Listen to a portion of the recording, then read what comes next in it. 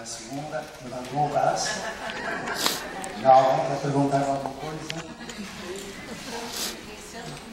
Estão providenciando o microfone. Então vai falando duas palavrinhas Duas palavras no Brasil. Já fale o que você está fazendo no Brasil, Pacheco. O que eu estou fazendo no Brasil é aprender. Há 40 anos atrás, eu não vou contar a história da vida, mas há 40 anos eu nem sequer suspeitava que iria estar a escutar notícia de prodígio no Equador ou noutros lugares, muito menos no Brasil, porque Portugal tem uma visão exótica da ex-colónia e o que acontece na Europa é que é importante, o que está no Sul, enfim. E aquilo que eu faço no Brasil é descobrir realmente que nunca imaginaria encontrar tanta vitalidade, tanta mudança, tanta compreensão da necessidade de modificar a aprendizagem. Então, já tem pergunta por aí? Eu posso continuar a falar sem dizer nada, mas é muito chato. Aqui há dias eu estava num dos congressos e a pessoa veio lá com a máquina de filmar, da televisão, dos jornais, numa coletiva de comunicação. E a primeira pergunta foi logo: então, professor, o que é que nos vai dizer agora? Eu não faço ideia nenhuma. Não faço ideia nenhuma. O que é que nos vai dizer na palestra? Não sei. Bom, eles ligaram logo a câmera e tal. Como é que eu posso saber se ninguém perguntou nada, não é? Já tem pergunta. Já leram o textinho. Está aí o textinho, portanto, leram o texto, fizeram a tarefa em casa e pronto. Vamos lá. Boa tarde, Pacheco. Parabéns pela palestra de vocês também. Pacheco, eu queria que você falasse um pouquinho do Âncora, que eu acho que é uma das experiências que você está mais envolvido aqui no Brasil. Não sei se é isso mesmo, não estou até confirmando. E depois falar um pouquinho, que eu acho que tem gancho da comunidade de aprendizagem. Quem deveria estar a falar do Âncora não seria eu. Está aqui o Walter, está aqui a Cláudia. São eles que fazem o Âncora. E eu apenas cumpri um pouco da minha teimosia. Eu estou no Brasil há quase 13 anos. Há 8 que estou vivendo. E é cá que eu vou desencarnar. Vou fazer a passagem como quiser. Diversidade. Nós devemos fomentar a diversidade. Revigar a diversidade. Então, há uns 3 anos atrás, eu estava com a Cláudia em Belo Horizonte, ajudando a fazer escola, quando decidimos mudar para outro lugar e veio um convite de um lugar chamado Projeto Âncora, que até há 2 anos e meio atrás era uma ONG que tinha sido criada por um homem maravilhoso chamado Walter Storer para tentar salvar vidas, porque o Projeto Âncora, e já agora peço aos meus amigos que estão aí com os pendrives, se podem preparar umas fotografiazinhas que estão aí na pendrive. Alguém me perguntou uma vez, então o que é que você vai mostrar? Não faço ideia nenhuma, depende da pergunta que me fizer. Então, nada acontece por acaso. Então, o Walter, quando eu fui lá fazer uma palestra, entre aspas, uma conversa, ele disse-me, isto há 6 anos atrás, 6, 7 anos, professor, ajude-nos a fazer uma escola. Eu perguntei, porquê? Porque fazer contraturno é como tentar enxugar gelo. Nunca me esqueci dessas palavras. As cinzas do Walter estão lá, dentro do Projeto Âncora. Espero que as minhas também vão para lá, porque a gente deve nascer e desencarnar na escola. Mas não esta escola, que está aí. Bom, quando eu falo escola, fico um pouco preocupado, porque é preciso depois. Mas podemos, se alguém fizer uma pergunta, então o que é a escola e tal? Eu não tenho que pensar nessa pergunta, vou responder então. Já percebendo que alguém tem que fazer essa pergunta daqui a pouco para ele. Pronto. O professor é um manipulador. Não quero. É uma praga que fica aí. É um palavroso, é um manipulador. E eu há 40 anos eu deixei de dar aula, etc. Mas as coisas todas que estes amigos já não têm, eu não imaginaria que eles também não tinham, não tivessem, para ser outra coisa. Mas ficou sempre esse ranço cá dentro. Mas voltando à questão. Estão a ver já o belo local que serve de enquadramento do projeto Âncora. Chama-se a favela do Canto Suave. E neste lugar vai surgir, não era o Muro da Vergonha, sobre um córrego, tem pouca água, só quando chove é que o esgoto entra dentro dos barracos, é um problema sério que nós vamos resolver. Nós, comunidade, já lá vamos. Então é este lugar paradisíaco em que nós estamos a intervir. Não de modo assistencialista, mas depois podemos falar sobre isso. Então, era como enxugar gelo, era preciso uma escola. Eu e a Cláudia lá mudamos de casa, fomos lá para perto de Cotia, e quem estava lá? Gente maravilhosa, como o Walter, que está ali, que é o mais jovem, e muitos professores que tinham passado 10, 20 anos dando aula, tendo série, tendo tudo. Bom, rapidamente nós entendemos que essa escola que nós temos por aí, com todo o respeito e admiração e carinho por quem nelas vive e sofre, mas sofrem porque querem, claro, porque podem modificar a situação. Então nós vamos ajudar a fazer uma escola. O projeto, portanto, uma escola são pessoas, as pessoas são os seus valores e princípios, e são esses valores e princípios que dão lugar a uma coisa que se chama PPT, que é política e é pedagógica. Politicamente, esse projeto tem de partir de sonhos, desejos, necessidades da comunidade e não dos educadores. E tem de ser resultante de uma praxis, tem que concretizar-se numa praxis que tenha simultaneamente enquadramento na lei e na teoria. É isso que está a acontecer há 2 anos e pouco. Os alunos, entre aspas, os aprendizes, que somos todos, são jovens que vêm de famílias com um limite. A família não pode ter um rendimento mensal superior a 2 salários mínimos. O que é isso? 3 salários mínimos. Tem aqui o nosso apoio internacional. Quando eu estiver errado, 3 salários mínimos. Portanto, temos classe D e E.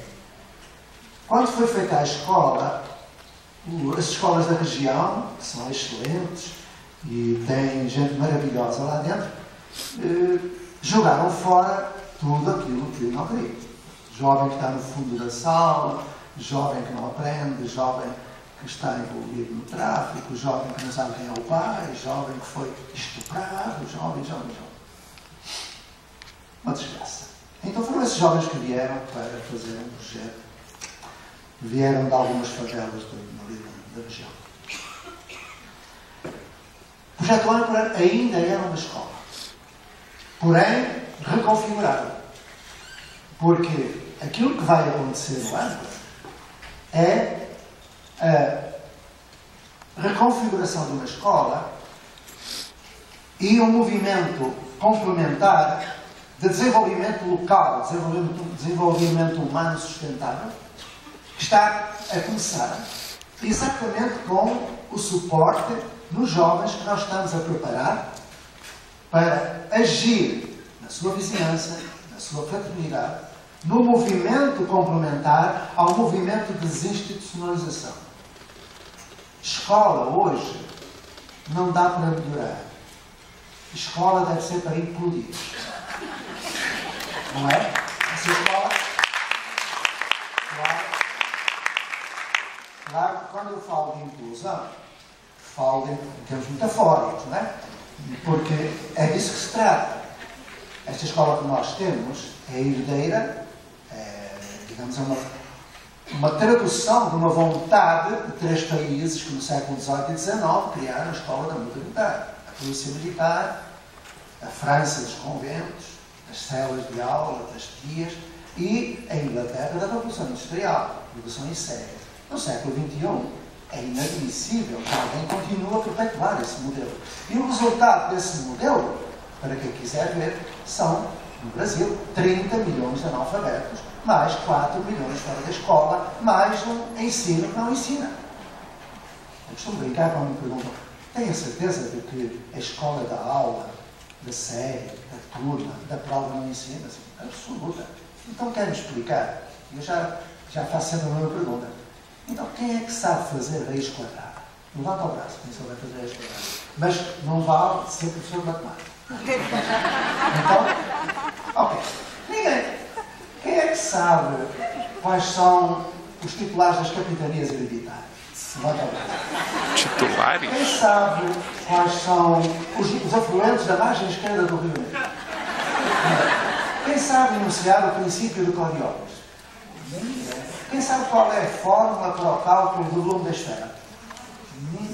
Mas a pessoa de matemática não vai. Então, meus amigos, essa escola que está aí, a escola da ensinagem, com mais novas tecnologias ou menos novas tecnologias que só infeitam e disfarçam a falência do modelo, não ensina. Não são só os 30 milhões de analfabetos que nem o vovô sabem dizer, o vovô, nem isso. É que não ensina mesmo. Porque qualquer um de nós, creio eu, fez o seu Fundamental 2. Teve aula sobre raiz quadrada. Fez prova sobre raiz quadrada. E fez toda certinha. A pergunta é: aprenderam? Não se aprende nada nessa escola. O melhor aprende-se o bullying, aprende-se a reproduzir o modelo social, aprende-se a competitividade negativa, aprende-se tudo o que tem a ver com valores que são tributários do século XIX. Então o âncora não é modelo, é a prova, e foi uma teimosia muito grande, de que não é só na Europa, não é só no Equador, aqui também. Aliás, nós devemos estreitar relações com projetos como aquele que agora foi aqui apresentado. Porque a inspiração, a fonte é a mesma. E no Brasil, muita gente se espanta com o âncora. Mas eu não vou descrever o âncora aqui, porque ele está tão perto. Ele não está no Equador. É importante que estes amigos venham, porque é muito mais difícil ir ao Equador do que ir a Cotia. Então, vão a Cotia. Vão vivenciar aquele espaço. O que eu quero dizer é que ele não tem nada de novo. Aquilo é algo que já foi feito no Brasil. E é esta a novidade que eu dou para completar a resposta. No Brasil, desde o século XIX, a gente não falaria do relatório que o Caetano de Campos fez para o Império. Já não falaria sequer de Canudos, que é modelo de comunidade fraterna, igualitária. Por isso é que o Floriano Peixoto, o Moreira César e os outros quiseram acabar e acabaram. Mas depois temos, se quisermos falar de educação escolar, eu não vou falar deles todos, mas dou apenas 2 ou 3 exemplos, de que não é novo, nada disso é novo. O problema, que não é um problema, o problema é que o Brasil tem um complexo de lá. E então só conhece o que vem de fora. E o que vem de fora, que é fóssil. Esses fósseis da Montessori e tal. Bom, então temos primeiro exemplo, e agora vou falar para educadores que conhecem perfeitamente estes nomes que eu vou dizer. Primeiro, Alessandro Serciari. Toda a gente ouviu falar de Alessandro Serciari. Anarquista. Fundou no Bom Retiro, em São Paulo, a Escola Germinal, em 1902. Ouviram a data? Vou dizer outra vez o nome. O ano. 1902. Quando o Ferrier e outros da Escola Nova ainda estavam balbuciando as suas teses, no Brasil já havia uma comunidade de aprendizagem, que é isso, é disso que se trata. Comunidade de aprendizagem. Porque era a comunidade que decidia o currículo cultural que os amigos falaram agora. Felizmente não havia um MEC para escrever o currículo. Felizmente. E então havia possibilidade.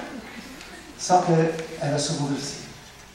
Porque os valores fundamentais eram a da liberdade, o livre pensamento e por aí vai. Então destruíram-na em 4 anos. A Primeira República dos Marechais Alagoanos destruíram. Depois temos aquele que toda a gente aqui conhece. Eurípides, em Sacramento. Eu acabei de escrever um livrinho, eu não tenho muito tempo de aeroporto e de hotel, eu vou escrevendo, não é? Para não estar sozinho. Eu escrevi um livrinho que são 25 cartas. Eu quero fazer isto para não continuar agora a falar de nomes que toda a gente conhece. É o Chico da Silva e tal, toda a gente conhece. Bom, estou a ser irónico e peço desculpa. Então essas 25 cartas são dirigidas, portanto, eu parti de uma metáfora do Padre Vieira, quando ele fala do sermão de Santo António aos peixes, não é? Santo António, porque os vivos e os seres humanos não o escutavam, decidiu falar aos peixes, que são bons ouvintes. Eu parti do mesmo princípio, parti desse sermão do Padre Vieira, que foi um grande pedagogo do século XVII, que no Maranhão levou toda a gente a aprender a ler quando as crianças nem sequer sabiam o abecedário. E por aí vai, os jesuítas tiveram um papel fundamental neste país. Então, eu decidi seguir o caminho de Vieira e, dado que os educadores brasileiros não me escutam, eu vou falar aos educadores brasileiros que já morreram. Então mandei 25 cartas para 25 mortos. Já desencarnaram. Então, e nessas 25 cartas, são nomes que, quando eu pergunto numa assembleia de professores, ninguém conhece, são educadores brasileiros. Não conhecem a Helena Tipoff, não conhecem a Maria Minuto Mascherano, das escolas vocacionais, não conhecem. Não conhecem a Anissa Silveira, não conhecem Sampaio Dória, não conhecem o Lourenço Filho, não conhecem ninguém. E eu fico espantado, eu sou português e conheço. Porquê é que não conhecem? Porque o âncora começa com uma coragem imensa e com uma pedagogia brasileira. Uma pedagogia brasileira. É verdade. Eu não quero inventar mais uma pedagogia, porque ela é multirreferencial. Está lá muito daquilo que adora definir como pedagogia espírita, está lá muito outras tendências. É um pupurri. Mas é para afirmar que no Brasil é possível já, e faço o apelo a toda a gente para levar isso, aquilo que discutimos em congresso, levá-lo para os nossos lugares e fazer aquilo que é preciso. E se as secretarias não quiserem, o problema é delas. E se a comunidade não entender, isso seremos nós que teremos de falar com as pessoas para que elas percebam que, como disseram os nossos amigos também, a educação é algo tão importante que não deve ser confiado apenas à escola. A escola, e o projeto âncora vai ser isso, é um nodo de uma rede de aprendizagem solidária que se chama Comunidade de Aprendizagem e que, como uma rede, quer ela seja territorial, física, quer virtual ou as duas, constitui as cidades educadoras. E não essa coisa que está para ir as cidades educadoras, que isso não é nada. Então, o que está a acontecer no âncora, que podem visitar, não preciso agora descrever o que aquilo é, ou talvez façam um videozinho, então. Dá tempo para isso? O videozinho tem quanto tempo? É? Quando quiserem, digo, para, por Deus, para. Então, podemos ver um bocadinho no vídeo, que depois então a gente conversa mais. Passa a segunda pergunta. O vídeo chama-se Projeto Âncora. Eu vou dizer o seguinte: o Projeto Âncora começa com a educação de infância e primeiro fundamental. Não existe essa separação. Não existe essa separação. Mas, para eu fazer entender. No segundo ano, é também, no ano passado, Fundamental 2. Estamos agora a repensar tudo para sermos escola pública e, eventualmente, introduzirmos já, porque nós vamos devagarinho, criança não é cobaia e a comunidade tem que ter o seu tempo de desenvolvimento. Talvez o ensino médio com a transformação vivencial que já temos e que é transformação das pessoas. Não é formação, porque formação é formatação. Transformação. Depois que falaremos sobre isto, já deixei várias dicas para fazerem perguntas a seguir. E este vídeo é feito ao fim de 4 ou 5 meses. Ainda estava tudo muito no início. Estava cheio de veja ao que estava no início. Quem faz? São estações de televisão, oba-oba, coisa linda e tal, aquele exótico. E vão ver que, num lugar onde já não há aula, porque a aula é inútil e prejudicial, o nosso jornalista vai dizer 7 vezes a palavra aula, para verem como está tão cá dentro essa cultura enraizada da aula. Porque professor é a única profissão que faz estágio antes do curso. Já perceberam? É verdade. Nós entramos na escola, por volta de 5, 6 anos, e fazemos o estágio até chegar aos 17 anos. Depois fazemos o curso. Ou seja, já estamos socializados e vamos dar aula. Percebem? E ouvimos falar do Vygotsky, do ZDE, do ZDP, ouvimos falar de ensino de aprendizagem de paz, de socioconstrutivismo, etc. E vamos dar aula. Eu fico muitas vezes a perguntar-me porquê é que nas faculdades de pedagogia nunca encontrei um livro de Lauro de Oliveira Lima? Por que será? Porquê é que nas faculdades de pedagogia há pessoas que são doutoradas em Vygotsky e continuam dando aula? E não sejam analfabetos funcionais. Que leram Vygotsky e não entenderam. Mas esse é o problema que não é meu. Vamos ver então José Coimbra. E depois vamos às outras perguntas.